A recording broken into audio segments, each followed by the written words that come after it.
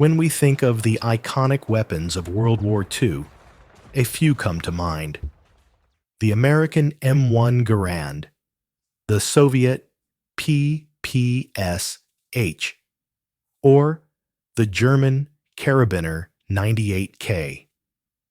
But few weapons changed the way infantry fought as radically as the MG-42. Its reputation preceded it. With a blistering rate of fire, up to 1,600 rounds per minute, a sound that sent chills through both friend and foe alike, and deadly efficiency, it became a symbol of German firepower. But what was the true story behind the MG-42? How was it developed? How was it used? And what did it mean for the soldiers who operated it? That's exactly what we'll explore today. After World War I, Germany's military was officially disarmed. But planners in the Reichswehr knew that if another war came, it would require new, mobile tactics.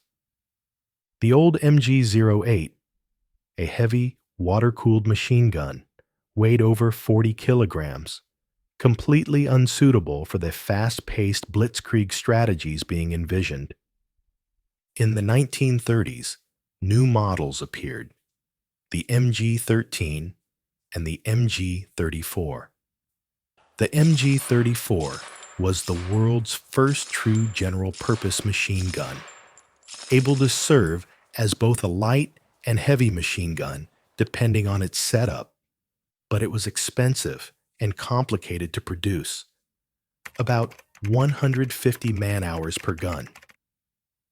It was also prone to jamming in dust and dirt, problems that became painfully obvious during later fighting on the Eastern Front. So the German military laid out clear requirements for a new weapon: cheaper and faster to produce, more robust, even higher rate of fire. The result was the MG-42. The MG-42 wasn't just an evolution of its predecessors. It was a revolutionary design.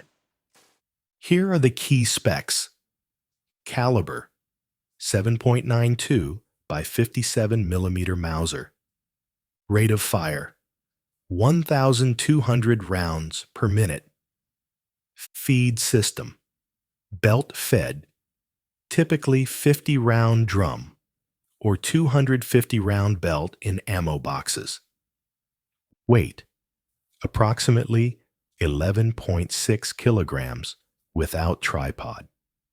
Barrel change: recommended every 250 rounds. Effective range: 800 to 1,200 meters. One standout feature was its simplified production process. By using stamped metal parts wherever possible, production time was cut to 75 man-hours per gun. By the end of the war, roughly 400,000 to 425,000 MG-42s had been produced. One of the MG-42's most distinctive features was its sound. With a rate of fire of about 20 rounds per second, it didn't sound like a traditional machine gun. Instead, it produced a continuous, terrifying shriek. That's how it earned its Allied nickname, Hitler's buzzsaw. In German, Hitler's Kreissäge. Veterans repeatedly describe the psychological impact of hearing it in combat. As one U.S. Army veteran recalled, "When you heard that thing open up, you knew it was serious. You ducked instinctively." The MG-42 was the heart of German infantry tactics. While Allied forces typically used machine guns as support weapons, the Wehrmacht built their entire squad tactics around the MG-42. A typical German infantry squad was organized as follows. MG gunner carried the weapon itself, a pistol, and a 50-round drum. Assistant gunner carried extra ammunition, at least 4 more drums and an ammo box, plus spare barrels.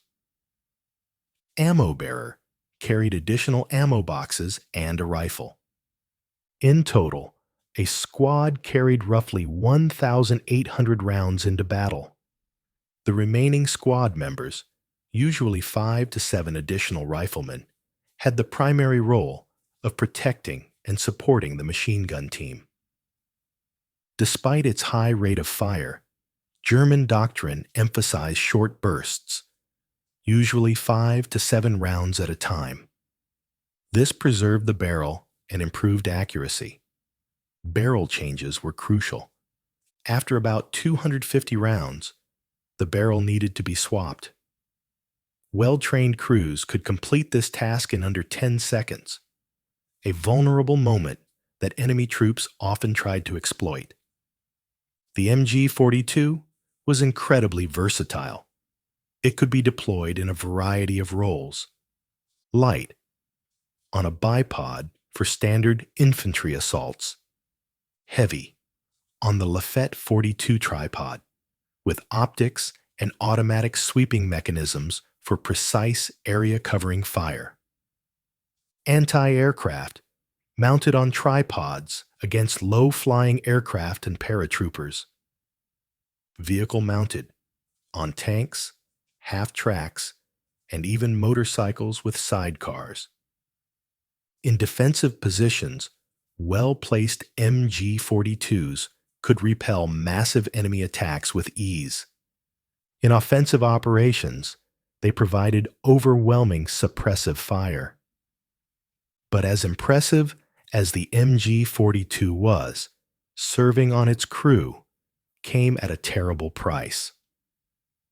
MG crews were often the first targets for enemy artillery, tanks, and snipers.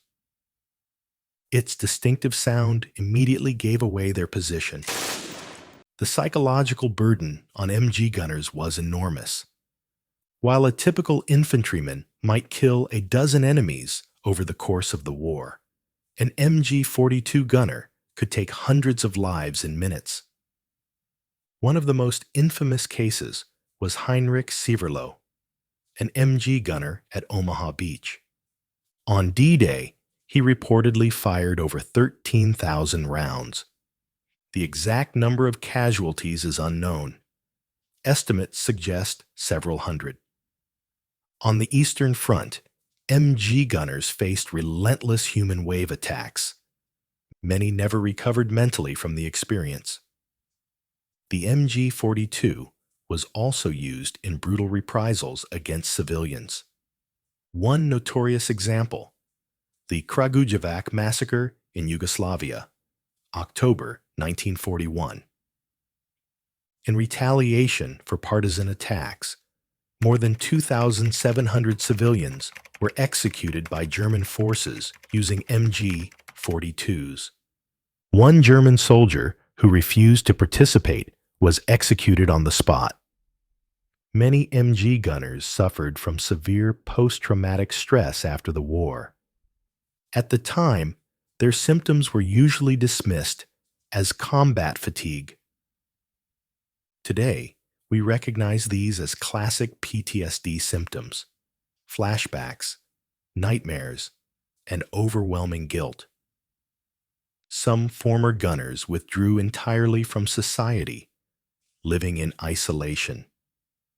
Others struggled for the rest of their lives with the memories of what they had done and witnessed.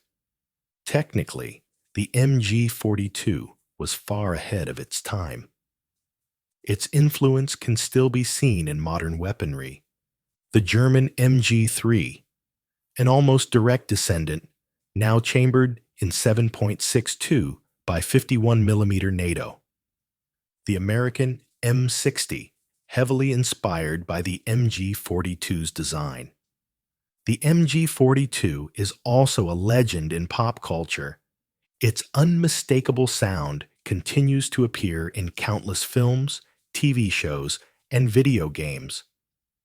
The MG-42 was more than just a weapon. It was a symbol of industrialized warfare in the 20th century. Efficient, cheap, and devastating. But it also reminds us of the dark side of modern military technology. The human toll on those who operated these weapons is a story too often forgotten. Perhaps when we talk about such machines today, we should remember not just their engineering, but also the people behind them. What do you think about the MG-42 and its history? Let us know in the comments below.